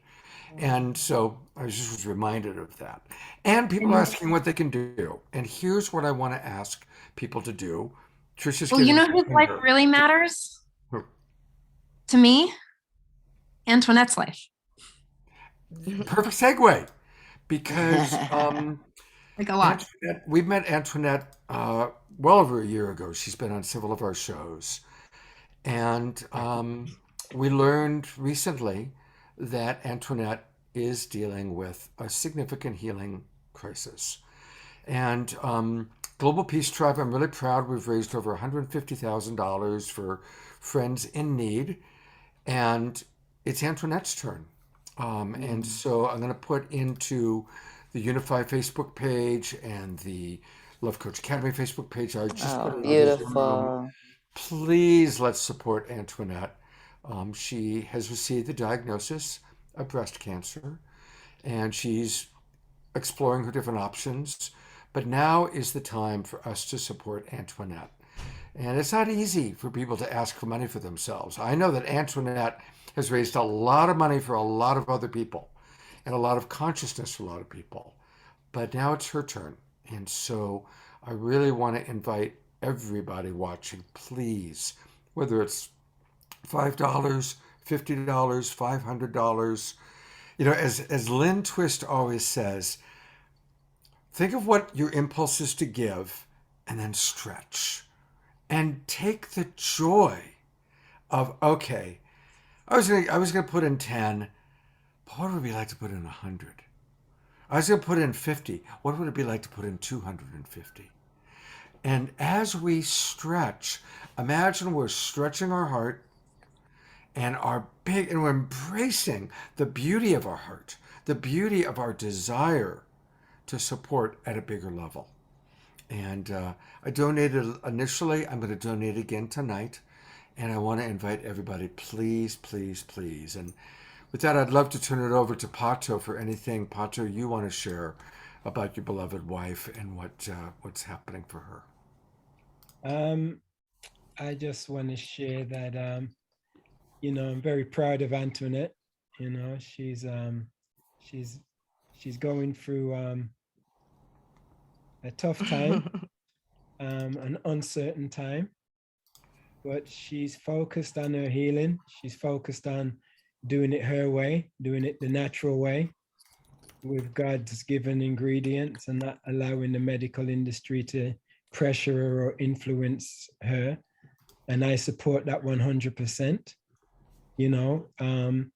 and she is actively educating herself every day about health, and she's exercising, which is awesome. And she's changed everything about her dietary way of life, and she's made a lot of changes, put it that way. I'm very, very proud of her. And she's still actively helping people, even though she needs help, she hasn't stopped helping others. So, I'm just very, very, very proud of her. I mean, she showed up tonight. Tomorrow night was the night that we were going to have her on the show. And boom, there she was, one of the first people that came into the room. It was like, oh my God, Antoinette is here tonight. It's the weirdest thing. I read something today, and I'm in several cancer groups. I've had to leave several of them because they were so depressing. And I was like, oh my God, man, these people are going to depress me to death. And I was like, let me just get out of here. Really? Seriously, I've never seen anything so depressing. I'm like, I'm trying to live. I was like, where are the groups where people want to live and stuff? And I was like, all right, let me get out of here. It was Scott's idea to do this GoFundMe because I wasn't even thinking about it. But then once I started doing the research, like Pato said, I spent every day studying cancer. It's like a college course that I took. And then when I started thinking about how I wanted to do it, and I got bullied by the doctor. So if anybody doesn't know, and some of you guys may know, women between the ages, the number one death of women between the ages of 40 and 55 is breast cancer. That's the number one cause of death. And then 40% of Black women don't survive breast cancer. And then when I started looking into that, I was like, why is that they don't survive? What is it about them? It can't really be the genetics that much different, because when we realize, like, we're going to go down that rabbit hole every time they try to, with certain diseases are supposed to only affect certain people, it always backfires and everybody else gets sick. So I decided I wanted to have the choice over my own health. And I didn't like the way that they were treating me in the hospitals. I didn't like the way they treated my father. I've seen what they've done in the medical industry, towards Black people everywhere. And they're always complaining. I saw how they were treating me. I read what they wrote about me. I was like, I'm asking about whether I'm living or dying, and they're dropping the ball because my insurance is not the same as everybody else's insurance. Somebody sent me a recommendation. They're like, oh, my friend is a doctor over at the Hoag Center. And so I went over there. Pato took me to go get a consultation. And I was like, this is where people, they valet their cars over there. I never seen a hospital where people, they valet. You go and valet a car, and they bring you back the car and all this stuff. And I'm like, what is all this bougie niceness? I've never seen this kind of stuff before. The hospitals we see in Brooklyn, well, when you travel through the snow in Brooklyn, and then the hospitals, and I always knew, go to the hospitals, don't ever live in a Black neighborhood, live in a mixed neighborhood. So that way you can get decent services. Live where white people live so you can get white people services. Get those types of doctors, and the higher the price if you got to pay for it or whatever they're doing, because they're going to get better services. I had no idea the amount of services and the amount of treatment for cancer patients, for people who have money and privilege, and who have education and who have knowledge. this is, and like I said, the naturopathic way. Whoever said something about finding a naturopath, yes, I am looking for several of them. Several, I'm still doing my research. I'm trying to find my own mentor and coach down here. But all the stuff that I've been getting and all the treatments and everything, like I said, that they're doing, that's the way I decided to go. And I feel better already, so if this is how cancer is supposed to feel, where I'm feeling alive and exercising and eating better and changing my diet and meditating and focusing and figuring out ways to live a healthier lifestyle and letting other people know that you can save your life by changing your diet, by changing your lifestyle, by having things like rebounding by a little bit of exercise, by a little bit of stuff, then, why is it that we just didn't know these things? Mm-hmm. I want to thank Pegasus, Fumi. God bless you, Fumi. Thank you, Scott. Thank you, Dia. Thank you for people who are donating right now. Those are all people that just donated. And thank you for sharing with us about your journey, because it is important. Thank you. And I will share my journey. So all this stuff that I've been learning, if people find there's like useful health benefits, I was talking with my girlfriend earlier, for other people who don't know, like me, that's the reason I'm making the videos. For those who do know, you guys already know your healthy stuff. And I've been pretty healthy before then. But for people who didn't know, like me, know about protein, know about, juicing, know about the proper mixture of stuff, knowing about the balance, learning about the lessening and, the oxygen in the water and all that, all that stuff. And, share. Thank you. Thank you for sharing and being vulnerable. Go ahead, Pato. I do want to just touch on one thing regarding race. Yeah. What I just want to say is, as a Black man,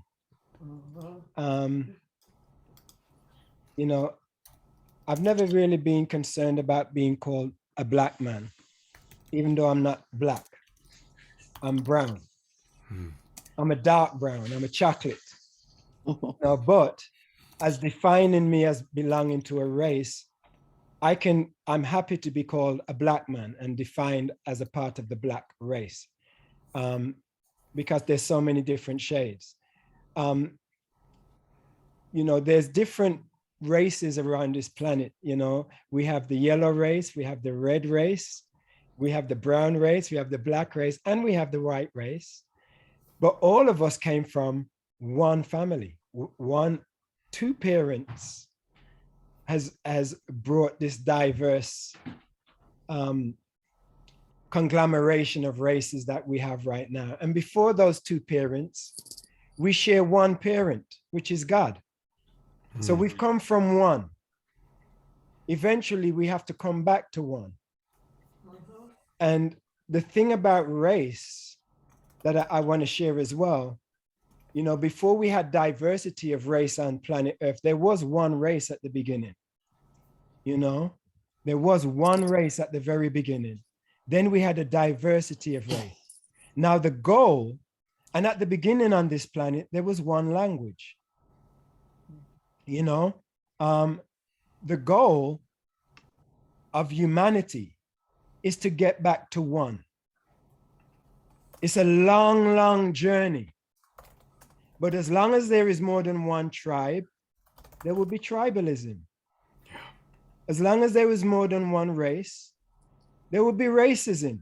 It's in our DNA.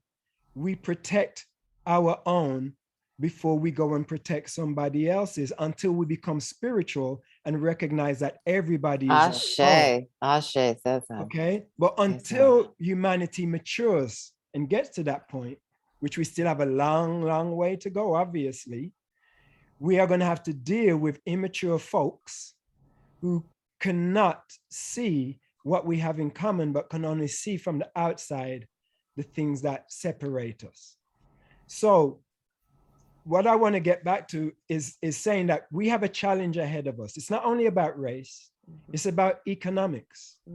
We need one currency. We need to stop having an American dollar that is 300 times the amount of a Ugandan dollar. All right.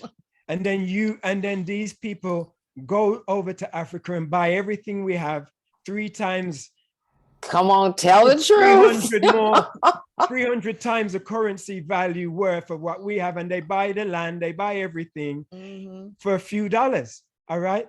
We have to get back to one. We have to get back to one currency. We have to get back to one language. Thank God for Facebook and social media, because that's helping us. We have to get back to one human family. And we have to get back to one race. Because as long as there's more than one race, color, you're going to have division. So my message to everybody is, if you are single, go and find somebody of a different race. Encourage your children to go and breed with somebody from a different race. It doesn't have to be a black man and a white man. It can be a yellow and a black, a brown and a white. It can be any conglomeration of colors. But as soon as we confuse everybody about what race they are, the sooner racism will end. All right? Because I can't be against you if I don't know what race you are. You know, if everybody gets brown, like they say, there is a browning of America. That's why white supremacy is rising, because they see it happening. Yeah. But it is progress. The browning of the world is progress. So let's make love. Everybody find somebody of a different race to make love to. Not if you've already got a partner. You know, if you've already got a partner, stay with your partner. But if you haven't got a partner, find someone of a different race, make love, and bring brown babies into this world of every tone, you know what I mean? And help with this fight to overcome all the division and bring us back to the oneness. And let's encourage each other to be spiritual, because where there is spirituality, there is always peace, love, and unity. It's so true. It's so true. That when he did a song called Black Lives Matter, All Lives Matter. And it's the same song, but we gave it two different titles. So if you look at All Lives Matter, and then if you Black Lives Matter, and then look at the comments and the reactions from the people based on the title, same video. Wow, that's it's crazy. That's crazy. I'm gonna send it to you. It's so crazy when you watch the video, because everybody watches it and it's go like, wow, okay. Wow. Yeah, social experiment.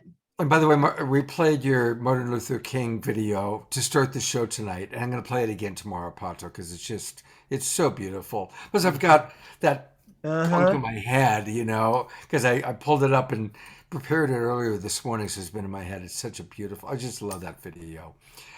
I want to put the spotlight on Becky. She has been very patient. It's now after midnight where Becky is, because she's on East Coast time. And she's been an amazing job putting together the MLK Beloved Community Convergence. And she was just going to come on for a minute, and she's been with us this whole time. And it's been so dynamic. So, Becky, thank you for being with us. Love to hear what you have to say. And, of course, please share with us all that you've put together. Love. Wow. I'm in tears. I'm just so inspired to listen to this conversation tonight, and just want to thank you all so much for your deep sharing and for touching my heart, for making me feel even more my race awareness, the racism in me that I'm working to heal. And so I am so grateful, Antoinette and Oshalla and Pato and Scott and Trish, for this incredible conversation. I just feel so blessed to have been part of this. And I feel, before I share about the MLK Convergence, I just feel like, because I'm so emotional, I hope it would be okay for me to just share a song that many of us, hopefully all of us, know. It was actually inspired by a spiritual. It was written as a hymn in the early 1200s, but then it was recorded by Pete Seeger. And we all know it as We Shall Overcome, but it comes from spiritual tradition. And I would love to, I'm going to put in the chat the words. And I invite everybody here to sing. It's not the entire song. It's just a few of the verses, because I'll be respectful of the time here. And to have us sing this together, and perhaps maybe we could even go into gallery view. And you don't want to unmute because the Zoom hasn't figured out how we all get to sound like a choir in the room.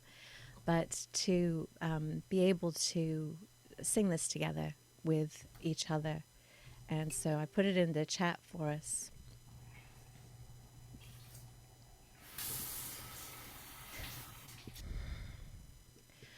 We shall overcome.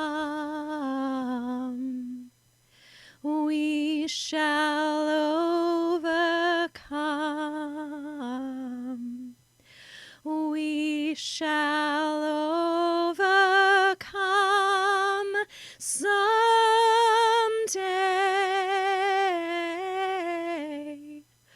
Oh, deep in my heart, I do believe we shall overcome someday. We shall live in peace. We shall live in peace. We shall live in peace someday. Oh, deep in my heart,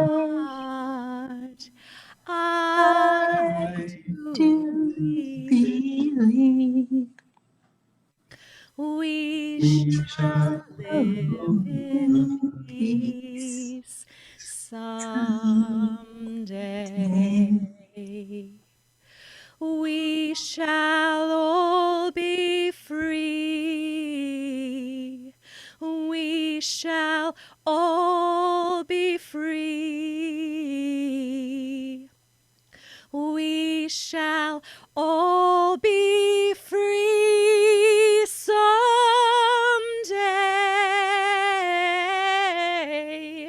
Oh, deep in my heart, I do believe we shall overcome today. Last one. We shall overcome. We shall overcome. We shall overcome someday.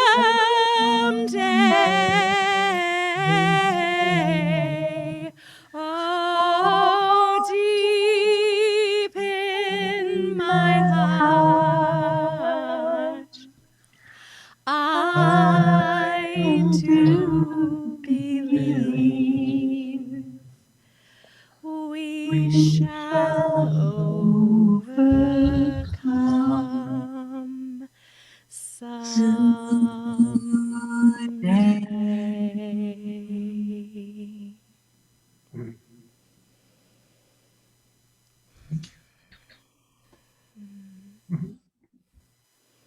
You all sounded so beautiful. You guys did. I hear you all around the world. So beautiful.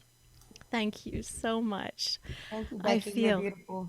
cleansed. I feel cleansed, and I feel really so grateful to be here, and grateful to be able to share with you all about an opportunity for us to continue to go deep in the name of Dr. King as we move towards his birthday. The day we celebrate his birthday on Monday for Dr. King's Day. And so we have the MLK Beloved Community Convergence this weekend. And I'm going to put into the chat for everybody who's in the room how you can register. And I'm going to share with you. We have a convergence that is happening And we have a new system for those of you who have been part of our convergences. John Raymer from the SINE Network and Sommer Raymer and the Compassion Games. Also, John's incredible organization is sponsoring this event along with AmeriCorps and Four Worlds International. And they have set up this convergence, and I've been behind the scenes working to set it up as well so that we can all come together this weekend and experience different events, different speakers. Pato and Antoinette are going to be offering some programs this weekend as well, and we really hope you can come and join us. So I'm going to share, I put in the chat how you can register is to go to compassiongames.org/MLK Convergence. And now I'm going to share my screen, and what will happen when you register, you'll click register on that page, is you will fill out, it'll ask you for your Zoom email address and your Zoom password, because this is a Zoom-based navigation system called Zoom Events. And so you'll register, you'll get an email, it will get you your ticket that will get you access to the lobby, which is what I'm going to show you. Hang on. So when you register and log in, you'll see this right here. Here we go. So you'll see this button right here that says join lobby. And the lobby will give you access to the schedule. When you register, you'll be able to see the schedule as well. But it is completely free. This is freely given. When you click Join Lobby, there'll be a window that pops up. And you click. It looks like you're going into a Zoom room, but it's actually launching the lobby. And so I'm going to share my screen so that you can see a different version of my screen, I hope. All these Zoom clicks here. And so here we go. You'll come into the lobby, and you can see right now that we are streaming this program into the lobby of the MLK Beloved Community Convergence. That's why I'm seeing myself within here. So when there are sessions going on, they will stream into the lobby. So on the left side here, you will see your navigation tools. On the right, you can pose any questions and chat in the right here. But we're going to click sessions here so we don't have to look at the box within a box. And you can see the different programs that we have coming up. And at the top of this screen right here, you'll see the word filter. And the beauty of this system, one of the many incredible things, everything that you're seeing right now is listed in Eastern time, because that's respective to where I live on Catawba, New Sioux land in Raleigh, North Carolina. So East Coast times are displayed, but when you log into the lobby, you will see them in your time, so you don't have to do a conversion. And you can filter out, so we can have a look at what's happening tomorrow.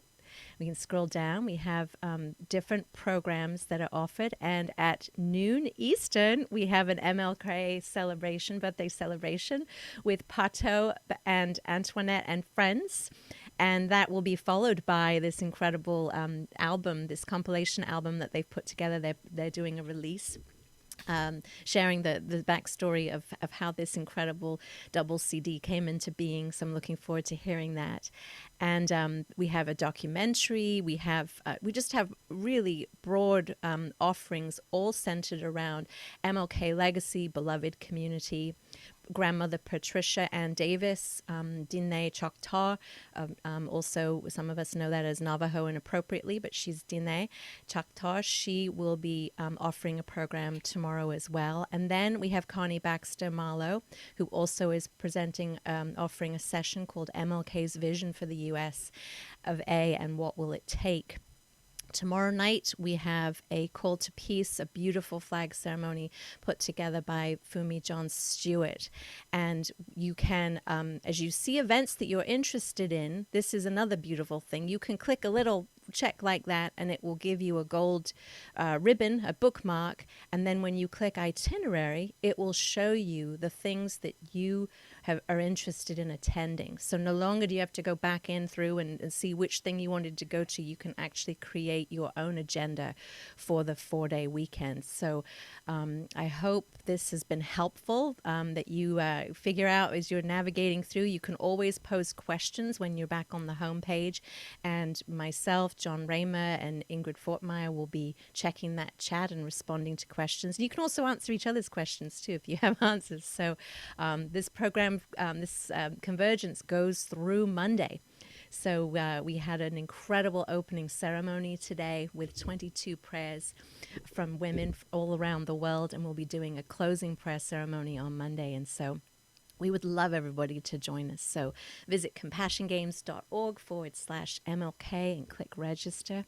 And we would love to go deep in sacred listening with each other and in conversation around these things as we continue to expand our heart in understanding, in building and being beloved community. That's one of the great things that I feel I'm so incredibly grateful to Dr. King, because the seed of the idea when I was younger, this concept of beloved community has made me recognize I want to be with people who believe in that. And I think many people, all people do, we want to be part of beloved community. And I'm very grateful to see our global community of beloved community growing. And you all are part of that and invited to join us as we grow this global beloved community. So thank you so much for hearing and for watching my sharing. And Scott and Trish, thank you for the opportunity to invite everybody to join us. Thank you, Becky, for just such an amazing job. Can I mention one thing that Becky didn't get a chance to mention about this weekend as well, too?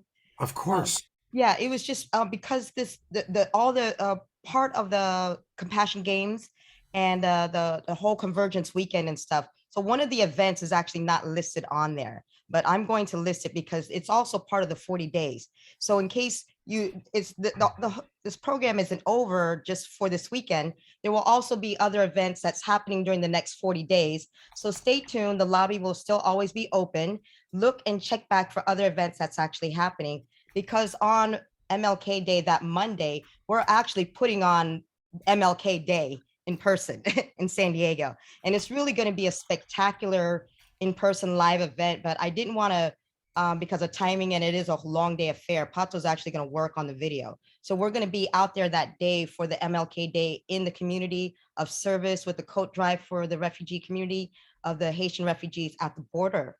And we'll be taking donations down there at the World Beat Center. All this, we'll be able to share that onto the lobby, onto the room and the event. So that'll be at a later date, but it's in the lobby. Beautiful. Thank you, Antoinette. I'm planning on coming to what you and Pato are doing tomorrow, 11 a.m. my time, 2 o'clock Eastern. That looks great. I'm putting the spotlight on our beloved Connie Baxter Marlowe. It's 12:19 a.m. where you are, Connie, because you're also an East Coaster, right? Or are you back in Colorado? I'm in Colorado now. We're at the Sunrise Ranch in Loveland, Loveland, Colorado. And yeah, thank you for spotlighting me. And what a great gift it's been to be here with Antoinette and Oshalla, how you pronounce her name. What gifts you've brought us from your perspective. And it's just thank you. And what we're bringing in the MLK Convergence is MLK had a dream for the United States of America, that it was going to live up to the promise we made to the world with our freedom documents that brought all people here, all races, all colors, all cultures here to this land. And I feel that it's just key that we understand the multicultural beginnings of this nation, the spiritual beginnings of this nation. Martin Luther King was a spiritual activist.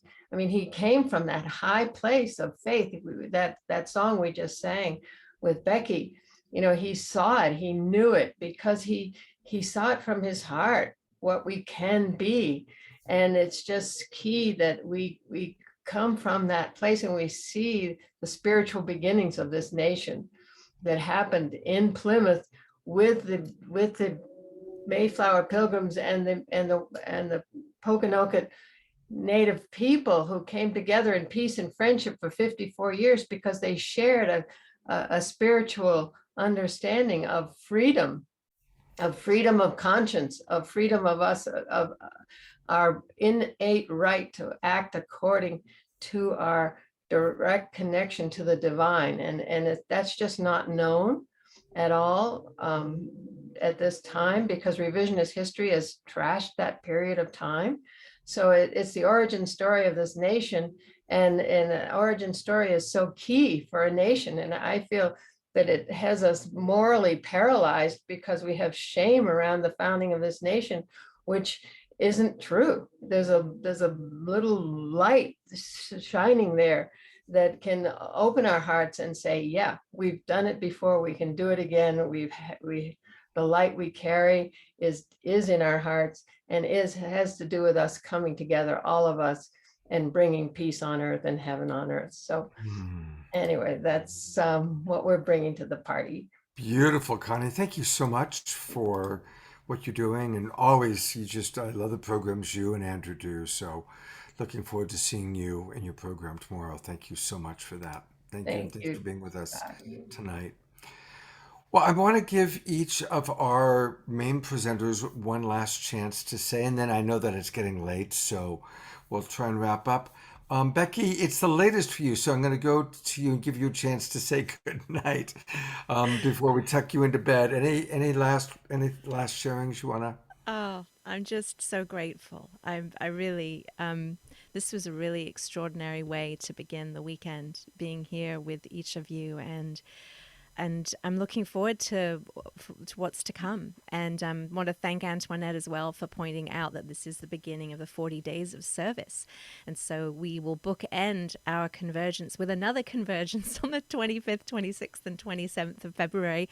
We'll have more opportunities to experience our beloved global community here. And so big hug to you, Antoinette. I love seeing our pink, the screens. And John pointed out to me yesterday, this makes a little heart in the middle with our background. It's like, look at that. Heart, like a real heart. Like I see a aortic valve going through there.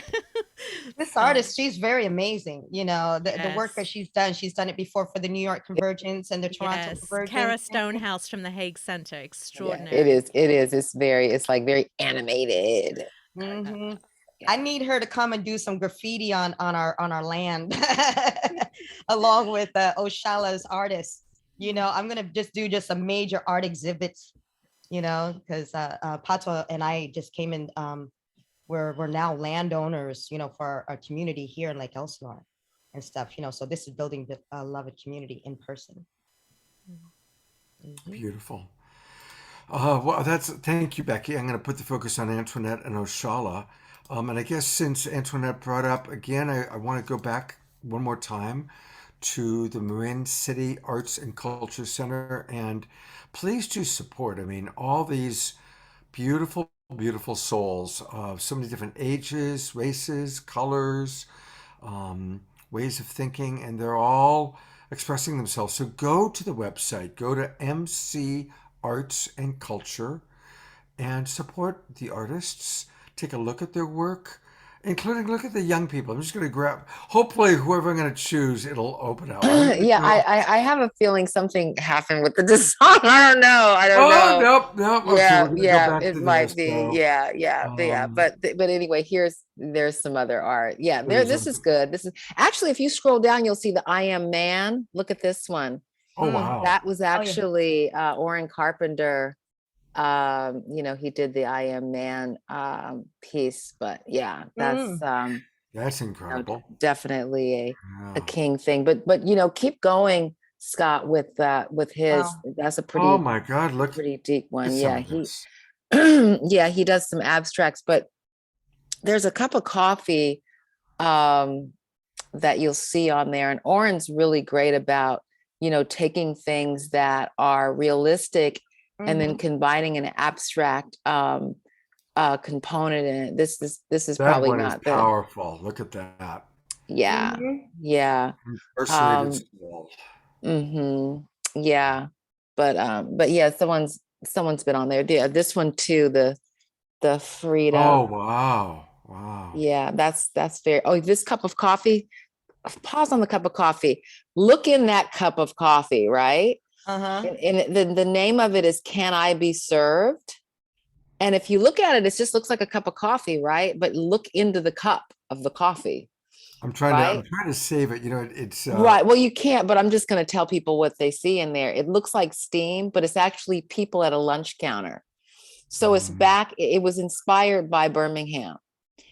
The Birmingham lunch counter sittings. And so he called it Can I Be Served? Wow. Yeah, so there's a lot there, but I think that sure, we'd love your donations, actually, because it's, we're definitely a startup, all those things that go along with it. But you could also take for those of you that are artists, you can take a live model drawing group. We have that going on Mondays at the gallery. We have the audiobook club that's coming up. As I announced, we have Octavia Butler is one of the authors with Parable of the Sower. We have the Kite Runner that's coming up, and we're doing another, it may be a Jack London or another Russian author that's futurism, dystopian and utopian fiction, and our and we have different events that are coming up. But I definitely encourage you to sign up to take some of those classes that are either online or coming in to the gallery. And you could also do a paint and sip. If you're wanting to do a paint and sip birthday party, you can contact us and just be in communication with what we're doing. But yeah, so visit us online and see what we're up to. Beautiful. Thank you so much. I'm going to pop it over to my partner, Trish. I think she's still here. There she is. Trish, any final thoughts for tonight? My final thought is to really consider what was shared here, and to really step into decolonizing your brain and decolonizing your love.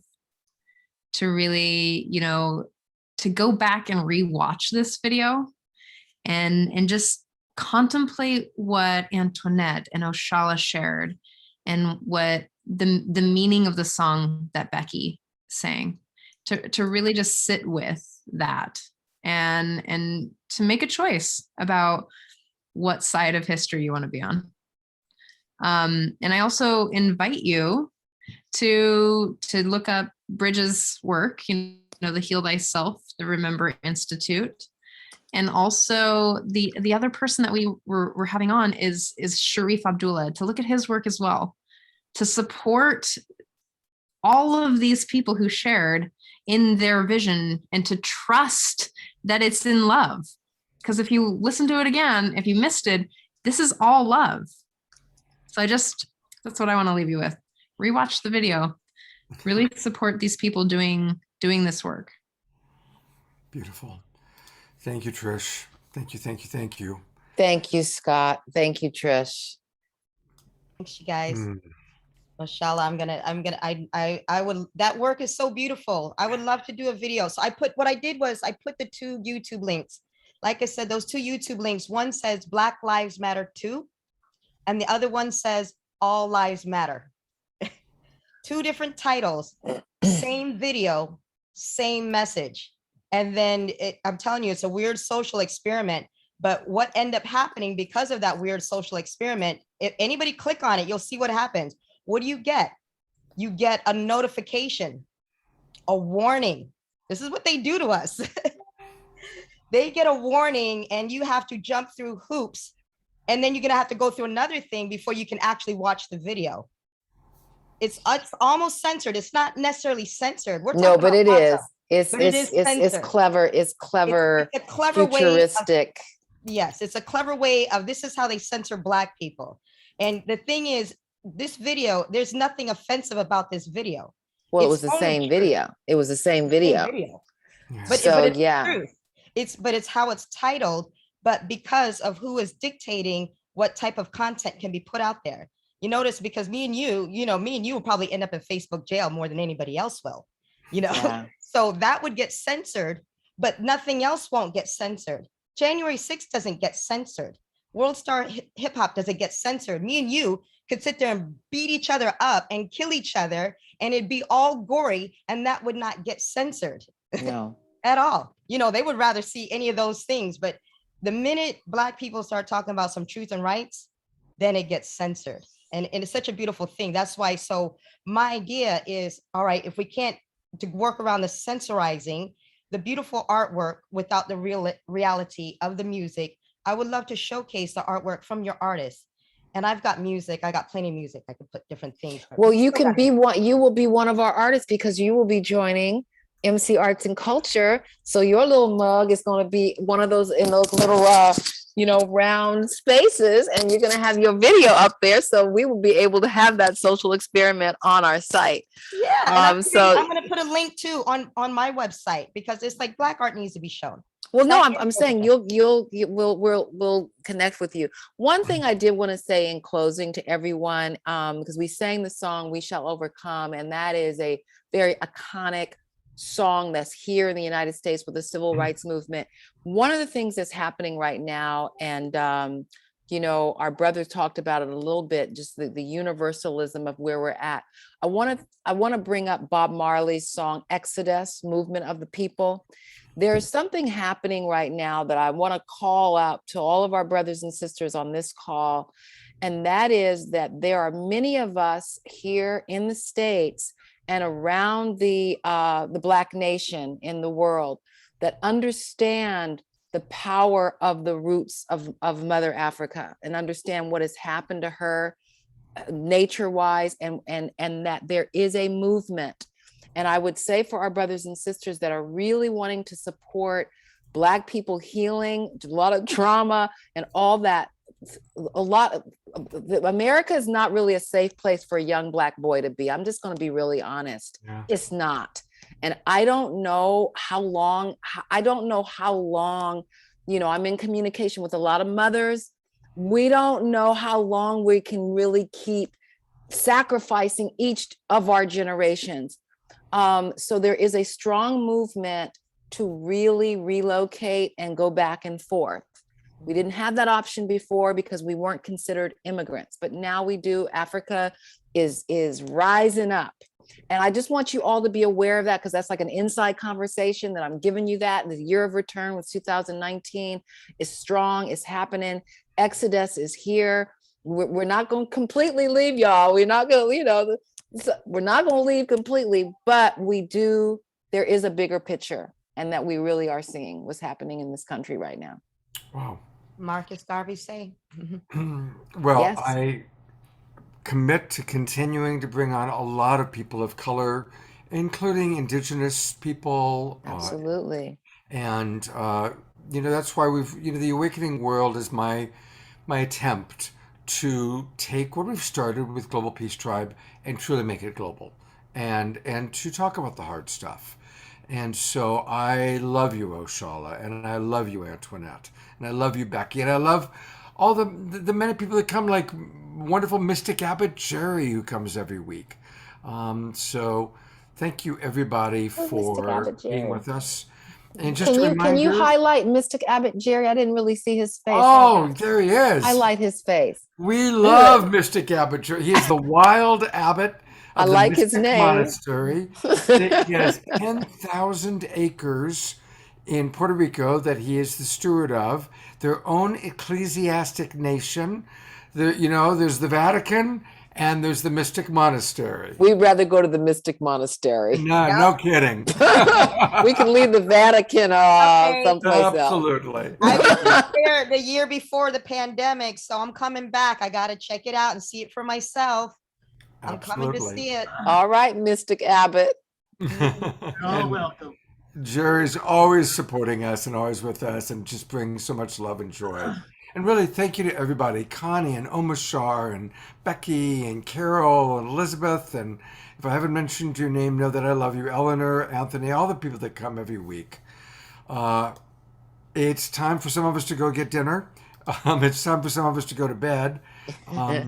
And please remember to join us tomorrow night as we continue the Awakening World, celebrating, honoring Martin Luther King and his vision. We're going to get more Antoinette tomorrow and Pato. And we also have some other wonderful, wonderful presenters that are going to be with us. And beautiful music. Nina Gray, one of my favorite musical artists, will be with us live, singing songs, sharing from her heart. So please join us tomorrow night. Remember, if you've joined our Zoom room, if you're a Global Peace Tribe member, come on in at 5:30 for our early Zoom room. And then tomorrow night's after show is going to be Antoinette and possibly Pato telling us all about their courses, these new courses that they're launching. So Yes, we both will. we've got all, okay, great. We're going to get it's a double header. So good night, everybody. God's blessings. Bless Love you, you so Scott. much. I'll go to Okay. gallery view for one moment and look forward to seeing you all tomorrow. Bye-bye, everybody. Good Peace night, out. everybody.